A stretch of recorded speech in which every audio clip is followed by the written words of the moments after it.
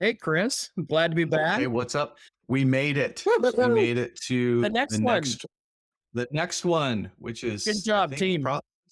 process debt number 7. Oh my God. I'm sure by now we have ones of listeners. Ones. Yeah. And Not tens, but ones. one of our imaginary fans up in the lost territories of northern Canada was thinking about listening and asking about the thread about so many post-COVID meetings. And ironically, Oh.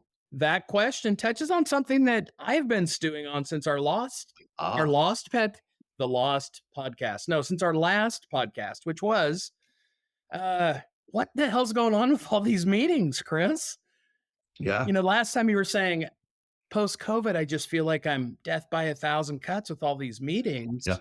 Yeah. And that feels really related to process deck. Yep. Can you draw a little bit of a crosswalk between healthy process and communications? How should communications look in a healthy process versus a burdened process, a poorly managed process? Like how do those Yeah. two pieces play out?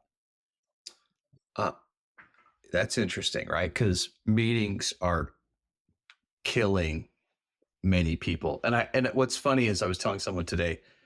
My brother said, bad process kills good people. I have no idea where he got that quote, And but a that's t-shirt. probably why I've kicked off this podcast is because that just did never left. And you know what you get a lot after meetings? Man, I love that meeting. That was a good. Oh, wait a sec. That doesn't happen. That's right. Oh, Said no one ever. ever. Maybe. Um, I think it's interesting because COVID got us in a habit of connection Yeah. over meetings, and team building is definitely something that is very important in a work environment, Yeah. but there's also other things that need to be done. And so Besides sitting around and petting our cats and yeah. roaming off on Zoom, what else could possibly be required to run an effective business besides? I think it's interesting, right? Like, how would we have done this? How would this have gotten done Yeah. 30 years ago?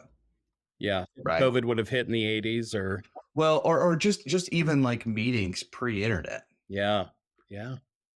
Like there would have been a level of expectation that went into it. And I think it's very hard to hold people to the I think it's very hard, and I'm saying this for the first time, but I think it's really hard to hold people accountable to something that's so easy to interrupt someone's day. Mm, yeah. And so because the ease of interruption is so simple, you don't have to put that much thought into it.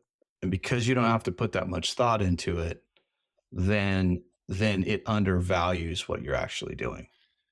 So even the smallest squirrely behavior in a team is going to disrupt the entire group because that's all it takes. One text message, one Slack, one meeting thrown on Yeah. calendars. Yeah, yeah, All of a yeah, yeah, sudden, yeah, yeah. it Well, remember when well, I don't know if you remember, but I not all of us remember are old enough to remember COVID. one of the one of the fun games that you would play was send a text message to your buddy in a meeting and just watch their face. And Uh, then and then it became this fun game of like, can I get them to lose their mind? I remember I they just remember spit whiskey out of their coffee cup all over I the screen. remember what I'm in a meeting doing a training. Like, I'm leading the training. There's like 20 people, 20 people. Good. My office is in my front room. I'm being really loud and obnoxious. And my daughter comes up right beside me, probably where she can barely be seen in the camera. And she's like, "Can you be quieter?" Oh my gosh. Who's so bad? Who's so terrible? Who's so terrible? And I think some of it is like, if we had a typewriter Yeah. and that was the only way to communicate and you didn't have whiteout, Yeah. the barrier to entry meant that the value of what you got was more valuable. Like even today, when I talk to my dad, who literally lives like an hour away, Yeah. but growing up, it would have been a long distance call. Like I feel like his goal on the phone is to get off the call Amen. That is a because generational truism. he's of that generation, right? Yes. Because it was that communication was expensive, right? And now it's not. And so you've got our teenagers rolling around doing, doing looking at their camera. You know, they're in in the store FaceTiming people, Yeah. and you're like, what is this? And you and I grew up with, will you accept a collect call from? Dad, I think Oh it's safe. yeah. Everything's okay. I'll talk to you soon. Yeah, our kids don't know that world, you know. No, no, What's no, interesting but though, what you touch on there with this idea of the simplicity of communication, the simplicity of convening a meeting, regardless of yeah, where yeah, people are at geographically, yeah, that's I think that there can be too much engagement yeah, because it's not about the quality. I think we're latching on to quantity. And yeah, so more meetings surely suggest that we're doing more. But yeah, instead, I think oftentimes we're swirling. And now when I think yeah, about AI coming in, the ability of not just typing out a memo without whiteout, not just yeah, typing an electronic typewriter, but now having machines creating messaging that may or may not matter. yeah, yeah. That's gonna be a slippery one to manage. So, Well, the other thing that was interesting is when you started being able to record meetings. oh gosh, yeah, Everybody's like, "Can you record this?" But does it ever get listened? Does it ever get listened? Does it ever get watched? Like, if I just wonder, like, just in general, like, and I have no data here, but like, I just wonder if whatever we did had to be transferred to someone else, yeah, and like whether that's a meeting or whether that's an email, and it had to be consumed. Like there was basically like this check off process yeah, of like, I'm going to send data. It has to be received and read and like confirmed, right? Like, first of all, people would lose their minds. There's no way people would agree to that. yeah, But would that actually force us to focus on the most important work? And that whole saying around smooth is slow is smooth and smooth is fast, that's right? right. Like, Yeah, I think we would get there because I don't think we all are. I don't know. Lazy is probably too strong a word, but like I feel like a lot of yeah, times we just lazy. want the technology or the people to actually solve the problems, and you're like, the simple problems are gone, people. That's 100%. You know, it's you what struck me just then was the idea that we are now capturing and storing all of the contrails of interaction, Yeah, right? yeah, And that has a literal financial cost.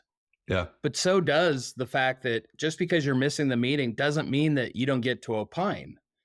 You know, it wasn't that long yeah, ago where if you're not present, then you don't yeah, have a say in it.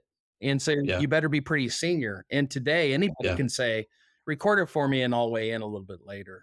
So it yeah, shifts the burden, you know. And so in the world of process debt, I think one of those ways we do see it is decision making. It now yeah. takes longer to get to the decisions we need. Well, and it takes longer. And what's the home for the decision? Well, don't you put it in Email. Sharefluence and put it Share, on SharePoint, ShareFluence. FaceTime? That's what I I was telling someone yesterday. I was like, the great thing about SharePoint is it's hard to share, and I don't get the point. Like, like that's I mean, it's like the thing is, a SharePoint could be wonderful, but it's like most general tools. Yeah. They just turn into an absolute mess because we don't. One of the other topics that I wanted to talk about at some point, which we probably will, is your work homeless, Mhm. right? Like I go home and I know where my kitchen is. I know where my stuff is, but I go to work and my work and where it lives, it does resemble it. Nothing has a home, or at least it feels that way, or at least it feels like I'm spending an exorbitant amount of time looking for information. And so what's interesting is like I think I read a study where it's like basically like 15 to 20% of your time is spent looking for stuff. Yeah. I'll tell you my number one repository for important things. You want to guess? Word. Outlook. Confluence. Outlook. Oh yeah. Oh gosh. Yeah. Yeah. Outlook. Could you imagine if Outlook didn't have search? Oh my gosh. Just lose your mind. I just saw an article recently and it said if you don't have time to protect your passwords, and that itself has a pregnant problem in that statement. If Yes. you don't have Yes. time, protect the passwords on your bank, your Yep. phone, and Yep. your email. Yeah. And I thought, boy, any one of those could Yeah. really screw things up in a good and proper way. Yeah. So, you know what? We're past 10 minutes. Boom. Bonus round. Successful again. I think we're going to have to hang on. We're gonna call it. We're gonna call it the 10 to 20 minute podcast.